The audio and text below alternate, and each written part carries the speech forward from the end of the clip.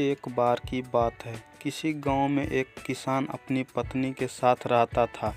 किसान तो मेहनती था, लेकिन अक्सर वह अपनी पत्नी के कामों में अक्सर कोई न कोई कमी निकालता रहता था, जिसको लेकर अक्सर किसान और उसकी पत्नी में नोक-झोंक हो जाया करती थी।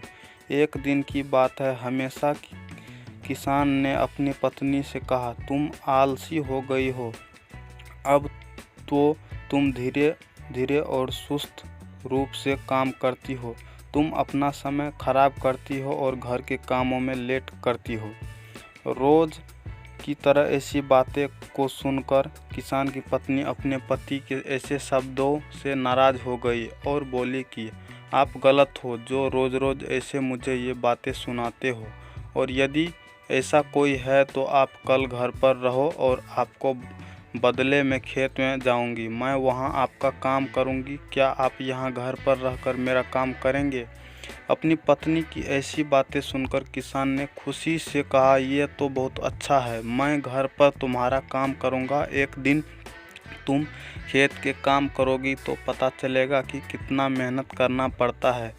फिर इसके बाद पत्नी ने अपने पति किसान से कहा, कल जब घर काम करो तो सबसे पहले गाय का दूध निकालना और फिर सारे कपड़े धोने और बर्तन धोने, मुर्गियों का ध्यान रखना, घर की साफ सफाई करनी है और सूत काटना है। इतना सभी कल काम करना है। सुबह सुबह खेत पर गई और किसान घर के कामों के लिए घर पर रुक गया।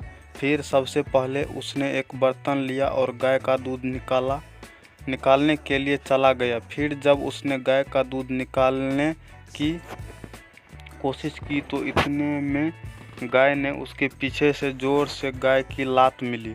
जोर से लात लगने से वह कपड़े धोए, बर्तन धोए और घर की साफ सफाई किया। इतना करते करते उसका दम निकल गया। फिर उसने मुर्गियों को खाना खिलाने के लिए चला गया।